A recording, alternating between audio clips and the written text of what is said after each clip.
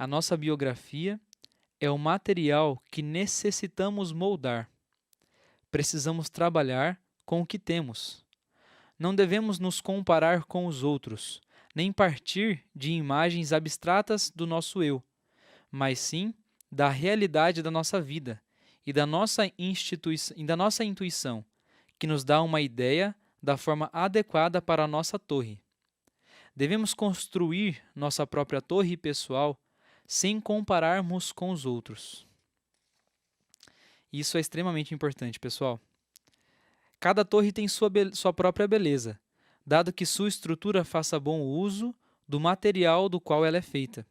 Por isso, não devemos ficar olhando para as torres dos outros, nem deixar-nos guiar pelo medo, nem por fantasias megalomaníacas, mas pela imagem interior que Deus tem de cada um de nós e pelo material que temos à nossa disposição. E é isso, pessoal. É esse convite ao olhar para a nossa própria biografia, para a nossa própria história e perceber que dentro da nossa vida, dentro da nossa história, existe muita riqueza, existe muita coisa boa, muitos momentos onde você consegue pautar a sua vida não nos outros, mas em si mesmos, sabe? E olhando para a minha vida, até inclusive dando um testemunho da minha própria história, eu tive uma oportunidade maravilhosa na minha vida, que foi fazer o método terapêutico da ADI. Né? A ADI significa abordagem direta do inconsciente. Essa terapia ela trabalha todos os traumas, todos os registros negativos que nós tivemos desde a da gestação, né? da nossa ali, né? No período em que nós estávamos sendo gestados no ventre materno.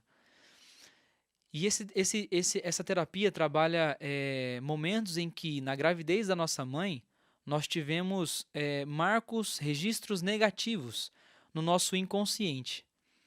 Não sei se você conhece a teoria do inconsciente ali de Freud, né?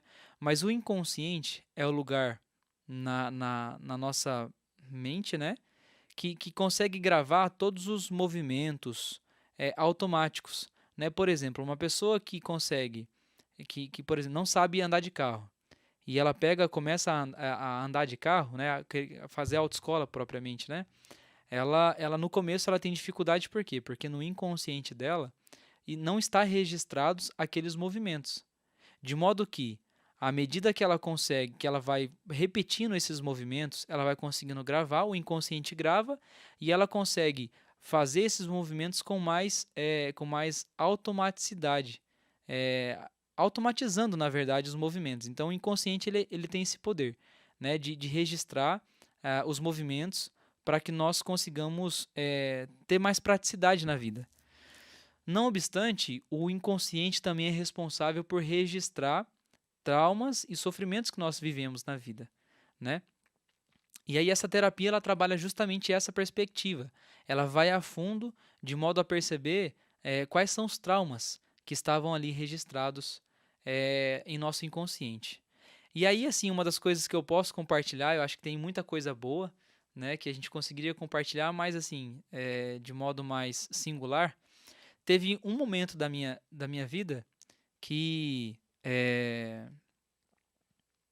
que marcou muito a gestação, né? O período em que minha mãe estava grávida de mim, que foi o segundo mês. Foi quando a minha mãe falou para o meu pai que estava grávida de mim, né? Não sei se vocês sabem, mas eu sou o sétimo filho. Minha mãe teve seis filhos antes de mim, né? E aí o que acontece?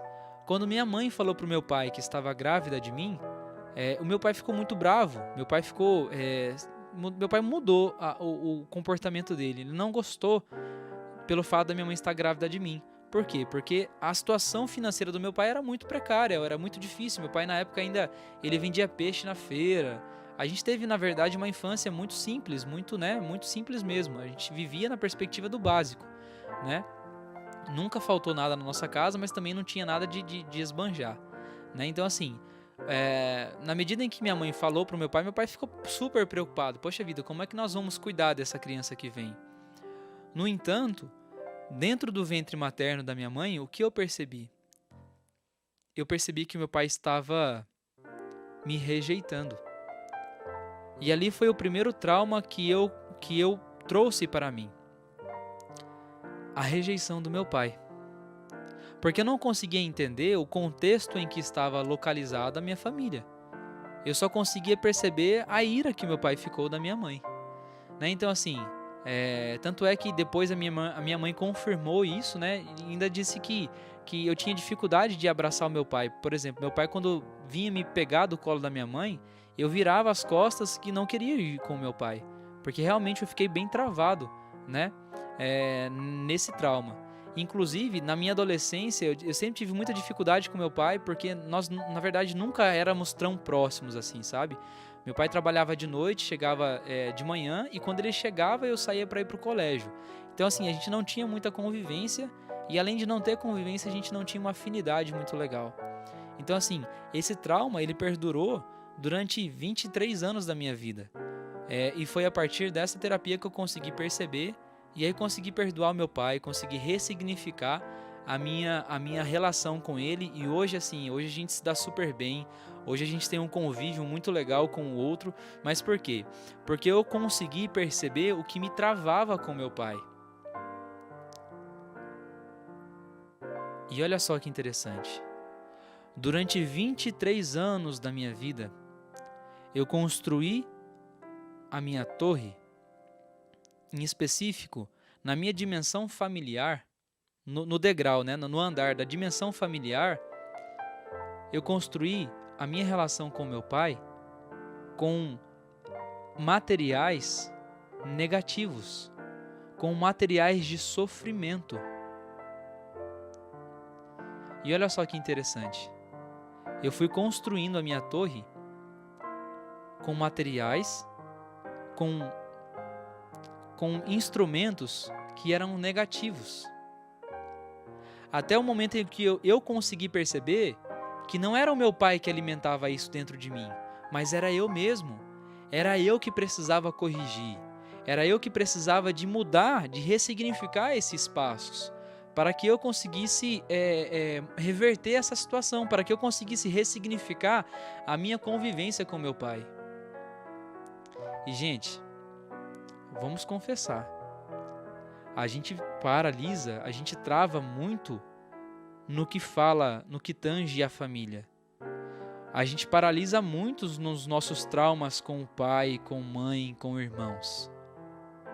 Palavras que às vezes foram proferidas para nós, que marcaram tanto a nossa história, que a gente trava, a gente não consegue ressignificar.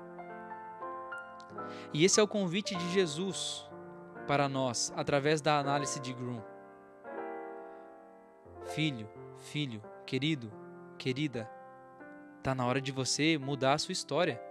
Está na hora de você ressignificar a sua vida, a sua família, ressignificar a sua história com os seus, ressignificar a sua história com seus pais, com seus parentes, com seus irmãos.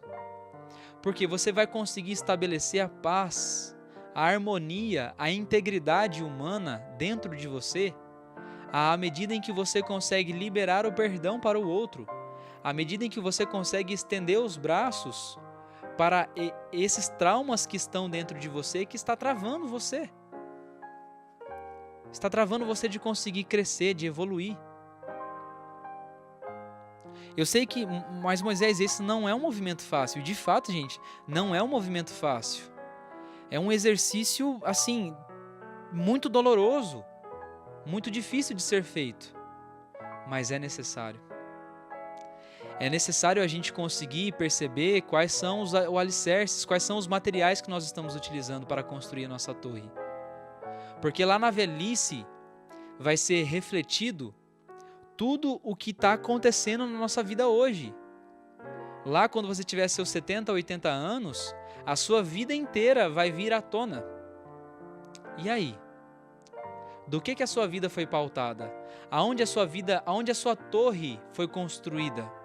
Quais foram os materiais que você utilizou para construir a sua realização pessoal? Galera, eu tive assim, hoje, domingo foi Dia das Mães, né? E eu tive a oportunidade de poder ligar para minha mãe. A gente fez uma chamada de vídeo, né? Minha mãe mora lá em Londrina, no Paraná. E aí a gente fez uma chamada de vídeo para poder se aproximar, né? E eu poder falar palavras que pudessem amá-la, transmitir carinho, afeto para ela, né? E aí, eu liguei para ela para transmitir o amor que eu tenho por ela e ela transmitiu uma mensagem extraordinária e que faz muito parte daquilo que nós estamos falando aqui. A minha mãe disse as sábias palavras. Ela disse assim: Filho, Moisés, se tem uma coisa que eu não me arrependo, foi de ter praticado bem. Olha só, gente. A única coisa que eu não me arrependo na minha vida foi de ter praticado bem. Foi de ter ajudado as pessoas, foi ter escutado as pessoas, foi ter orientado bem as pessoas, foi ter praticado a bondade. Se tem uma coisa que a minha mãe não se arrepende hoje, com 74 anos, é de ter praticado a bondade. Olha que lindo, gente. Olha o convite que a minha mãe faz para você nessa noite. Pratique aquilo que há de bom. Pratique aquilo que há de belo na sua vida. Alimenta dentro de si palavras que sejam palavras de bênção, palavras de prosperidade, palavras de crescimento, palavras de vida. Gera vida em você. A vida te convida a viver uma vida mais inteira, mais completa, a estar satisfeito com aquilo que você tem, a parar de ficar valorizando aquilo que os outros têm e voltar para dentro de si e perceber o quão belo é a sua vida, o quão belo é a sua história, o quão belo é você dentro de si mesmo. E você vai conseguir ser mais satisfeito, ser mais realizado com a sua própria vida, à medida em que você conseguir perceber a beleza que existe dentro dela. E um detalhe: ninguém pode fazer isso por você. Somente você consegue trazer o encanto pela vida dentro de você. É você mesmo que vai gerar vida para a tua vida. E esse é o convite que Jesus faz para a gente através dessa reflexão. Perceba quais são os materiais que você utiliza para construir a sua torre, a torre da realização pessoal, e perceba os materiais bons que você pode utilizar na sua própria história. Olha e veja, valorize aquilo que aconteceu de bom na sua vida. Poxa, mas meu pai não me deu um amor tão grande, meu pai não tinha uma afetividade tão grande comigo, mas poxa vida, meu pai ele me sustentou, meu pai ele deu alimento para mim, meu pai me deu educação, meu pai me deu virtudes, meu pai me ensinou o caminho certo, o caminho correto, o caminho do bem. Olha quanta coisa você pode construir a sua torre. Olha quantos materiais você pode utilizar para construir a bondade dentro de si mesmo. Eu acho que está na hora, talvez um dos convites para essa noite que Deus quer fazer para nós é: ei, tem muita beleza em você. Tem muita. Jesus ele olha para você e diz assim: ei, eu sou apaixonado por você. Eu tenho um amor muito grande pela sua história, porque tudo o que aconteceu, ele estava por dentro. Tudo o que aconteceu contigo, Jesus estava com você. Nada. A palavra de Deus diz que uma folha não cai da árvore se não for a vontade de Deus. Respire fundo nesse momento e agradeça a Deus por tudo aquilo que aconteceu na tua vida. Sim, Jesus, nós agradecemos por tudo aquilo que me aconteceu de bom, mas também, Jesus, eu te agradeço por aquilo que aconteceu de ruim na minha vida. Porque eu utilizo hoje, Senhor, daquilo que aconteceu de ruim para que eu consiga amadurecer, para que eu consiga crescer, para que eu consiga me desenvolver, para que eu consiga ser mais humano comigo mesmo. Sim, Jesus, eu te agradeço por tudo que aconteceu na minha história, porque foi a partir disso que eu consegui construir quem eu sou hoje. Olha que profundo isso. Foi a partir de tudo que aconteceu comigo, na minha história, que eu sou essa pessoa no hoje. Eu aprendi uma frase com uma amiga muito especial. em que ela dizia que o nosso passado, ele não serve de permanência. O nosso passado, ele existe para que a gente se lembre de quem a gente foi um dia. Mas ele não serve para paralisar a gente ali. O nosso passado é uma passagem. Não é um espaço onde a gente deve permanecer. É só uma passagem. É só um resgate para a gente conseguir perceber quem a gente foi. Porque se a gente não resolve aquilo que aconteceu lá atrás, a gente não vive uma vida feliz no hoje. A gente não consegue viver uma vida agradecida, agraciada por Deus. O nosso passado serve de referência, e não é exatamente essa palavra, essa frase. O nosso passado serve de referência, mas não de permanência. Vou repetir. O nosso passado serve de referência, mas não de permanência. Não permaneça no seu passado. Deus não te criou para fazer você se permanecer no passado. Não. O seu passado serve de referência para você perceber quem você foi, para que você consiga reconhecer quem você é no hoje, para que você consiga se projetar para o futuro, para que você consiga realizar a sua humanidade, a sua integração pessoal no futuro. Amém?